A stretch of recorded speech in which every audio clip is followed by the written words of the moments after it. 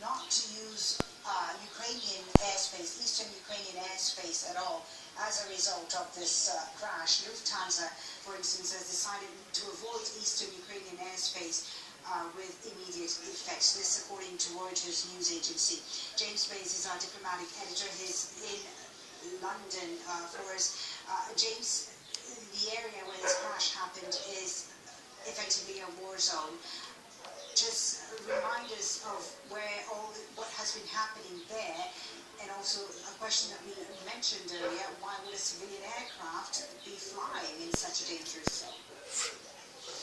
Well, this was an area where we were all expecting there to be trouble. We knew that now that the separatists had had their area reduced, that really Donetsk was the centre of everything, and there was a great deal of concern.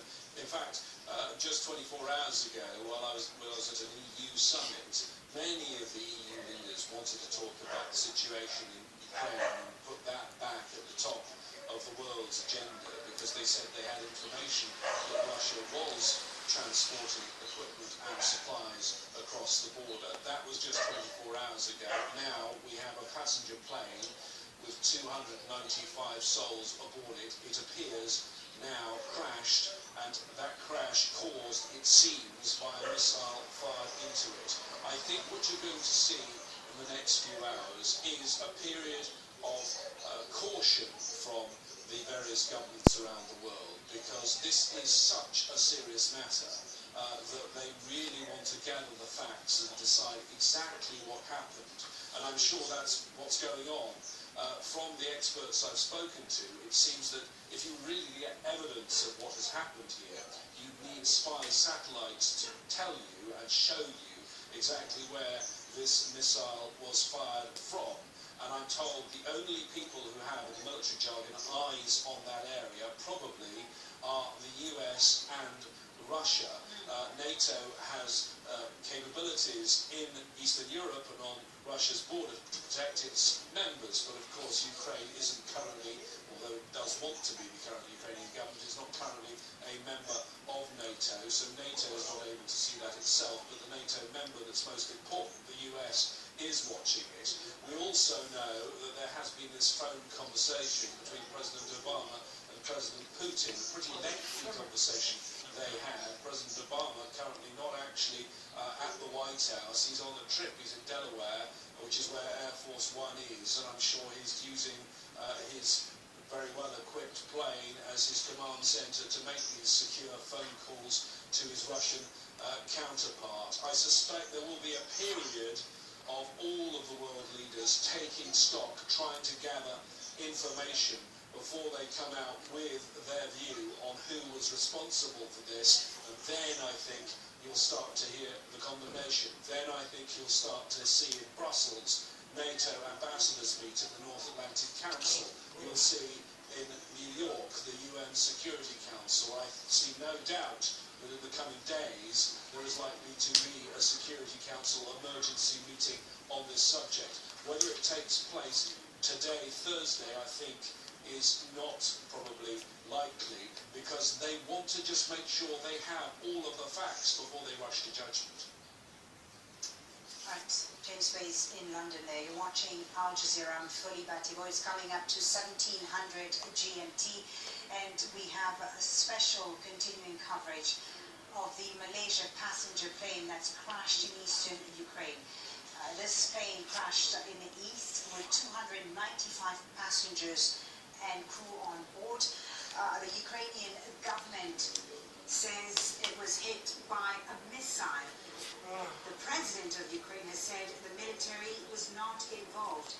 Now, this is one of the first images of the plane, which is said to show debris from the downed airliner, images that we can't independently verify. Wreckage has reportedly also been found in the village of Grabovo in eastern Ukraine, not far from the border with Russia. There are reports of dozens of bodies scattered around the smoldering wreckage of the 777. An emergency services rescue worker is reported as saying that at least 100 bodies have been found so far. Debris from the wreckage is said to be scattered across an area of up to 15 kilometers in diameter. Rory Challens is in Moscow for us. Rory, tell us about the reaction in Moscow, if any, and also what more you're hearing about this crash. Well, I just want to talk a little bit about the blame game, because it's just had another little bit of information coming in on that. There are two separate regions in eastern Ukraine that are broken away from the rest of Ukraine, the Donetsk People's Republic and the Luhansk People's Republic. We heard already from the Donetsk, they can only reach 3,000 to 4,000 meters, and this plane apparently was flying at some 10 kilometers up in the air. So now we've also heard from the Luhansk People's Republic, and what they are saying is that this was not brought down by a missile that came from the ground. They are saying that this was shot down by a fighter plane, by a Su-25, a Sukhoi 25. Now that is a plane that the Ukrainian military has in some abundance and has lost a couple of over the last few days. Two of those went down yesterday, and the Ukrainian army has been blaming the shooting down of those Sukhoi 25s on the separatists themselves. So we can see there's just a web of blame and a web of finger pointing that's starting to build up around this situation that is complicated by the conflict that's going on, and has been complicated also by what's been happening in the last few days. Planes falling out of the sky, the Ukrainian government blaming the pro-Russian separatists, and also blaming Russia itself, saying that Russia has shot down some of its warplanes. This is just an absolute kind of magnification of that, and taking this blame game to a whole different scale. All right, Rory, joining us from London now is Andrew Brooks. He's an aerospace analyst and director of aviation matters. Andrew, thank you very much for being with us. Andrew, first question, Andrew, is it common for a civilian aircraft to fly over such a dangerous zone?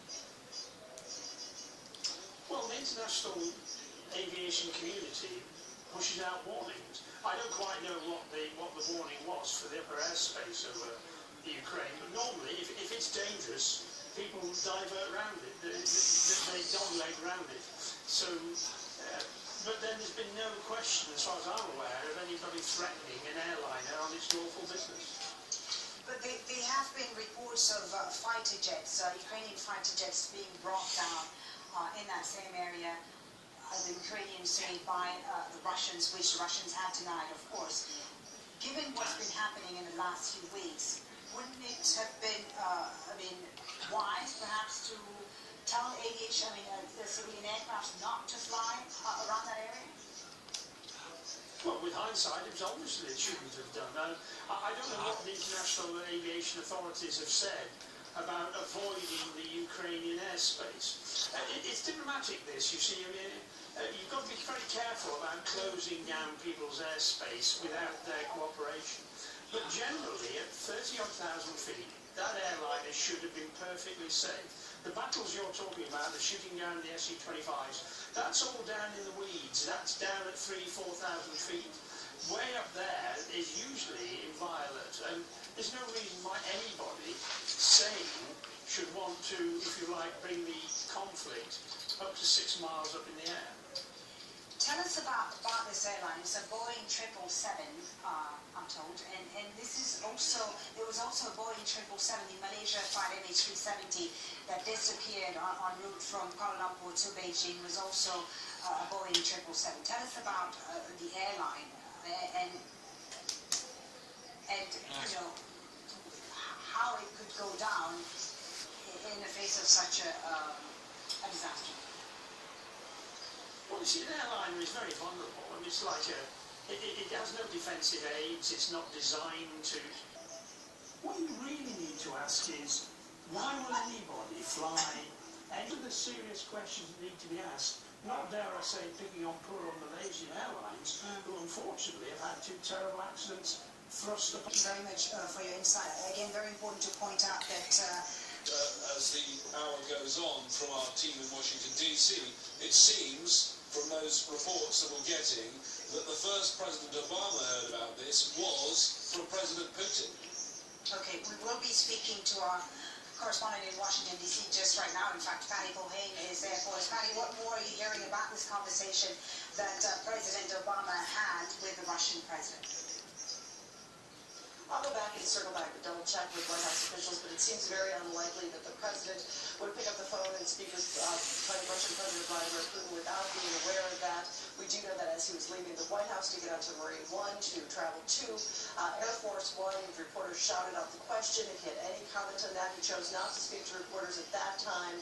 But again, the White House is saying that there was this phone call that the Kremlin asked for to talk about sanctions. And at the end of the call, they discussed the downed plane in Ukraine. That's pretty much all they said about that, not what the conversation back and forth was. But at the same time, we also are being told by the White House that as of now, President Obama has no plans to change his schedule. He's going to be speaking in about 2 hours about infrastructure, and then he's got a full evening of pictures of the area where Malaysia flight MH17 is said to have crashed with 295 people on board. As you can see, this happened in a vast area that looks like a field, lots of smoke billowing. There are reports of bodies, charred bodies being found near the town of Grabovo in eastern Ukraine along the border with Russia. Joining us now also from Washington, D.C. is Larry Paul. He's a former U.S. Assistant Secretary of Defense. Larry, good to have you on Al Jazeera. Of course, it's early days. There's a lot of information that we still don't have, a lot of questions that need to be answered. But just diplomatically first, how do you see this all playing out between the U.S. and Russia? Well, I think the real key thing is, did the Russians give this sophisticated equipment to these rebels in Ukraine, or were there some Russian people there? And I think this gets to the whole question like we had with people saying, well, you should send, anti-aircraft weapons to the people in Syria. No, if they fall into the wrong hands, you've got a big problem. And I assume that's what President Obama and President Putin were talking about. Do you really control this equipment? Right, but obviously we don't know yet whether or not the Russians were involved, but a Ukrainian Interior Ministry official is saying that this plane was downed by a medium-range surface-to-air missile, a BUK. From your experience, Larry, who could own such a weapon, and where would it come from? Well, it probably came from Russia. The question was, did the Russian military still have control, or did the rebels who were allied themselves with Russia? Because as was pointed out in your previous discussions, they did fire in the last couple of days at a Ukrainian aircraft, so we know that they have this. Well, I know they denied it, but the fact of the matter is that you have very sophisticated weapons in the hands of somewhat irresponsible people. Whether the Russians are still controlling them, or whether it's just the rebels doing it on their own, that's what we have to find out here. What sort of reaction do you anticipate the Americans, the U.S., will have if it is confirmed that this perhaps was no accident, that it was deliberate, and that the Russians may have been behind it? We are, of course, speculating, but what sort of reaction could we expect? Well, I think what we're going to say is to President Putin, you've got to get this equipment back under your control, or else you're going to face further sanctions, which is what the president announced yesterday. I think in the final analysis, these people probably thought it was a Ukrainian aircraft and, decided to attack it. I don't think they wanted to get a Malaysian aircraft, but that's what happens when you give this equipment, or you lose control of this particular equipment. All right, Larry, thank you very much for the time being. Larry Paul there in Washington, D.C. for us. Let's just recap this breaking news story that we're continuing to cover here on Al Jazeera. Malaysia Airlines flight MH17 has crashed over Ukraine, in the east of Ukraine, with 295 people on board. It was flying from Amsterdam to Kuala Lumpur. Now, Malaysia Airlines, for the time being, says it has lost contact with the plane in Ukrainian airspace. Now, in eastern Ukraine, a separatist leader says the Malaysian airliner was shot down by Ukrainian government forces, which they have denied. Russian President Vladimir Putin and the US President Barack Obama have been discussing this incident on the phone. The emergency ministry official on site in Ukraine says body parts are scattered around up to 15 kilometers from the crash site. At least 100 bodies are said to be visible. There were 295 people on board this plane when it went down in eastern Ukraine. Let's go to Rory Chalmers in Moscow for us. Rory, I really have information on a no-fly zone now being issued around the area where this crash happened. Well, no, this is not a no-fly zone that's just being issued. This is actually, I want to talk about a no-fly zone that has been in place for quite some time. We've been discussing about why a civil aviation liner might have been flying over the top of a war zone. But although there has been a no-fly zone in place for quite some time, put in place by the Ukrainian government, it only applies up to a certain altitude. And clearly, civil aviation flights, when they're at cruising altitude, are way up. They're some 10 kilometres up in the sky. And that is far, far above the no-fly zone that was established over the east of Ukraine. That being said, there is now, it seems to be, a massive gap in airspace over eastern Ukraine where flights were going over before, but since this whole news broke, they've all decided to get out of that airspace, including Transaero, which is one of the Russian main airlines. It's saying that it's not going to be flying over that area for quite some time. But just to reiterate, a no-fly zone has been in place over eastern Ukraine, but only up to a certain altitude, and civil aviation flights go way above the altitude at which that no-fly zone was put in place. To clarify that, Rory. Rory, of course, a lot of fingers being pointed at Russia right now, even though there are a lot of questions that still need to be answered as it relates to this crash. What is the reaction from Russia?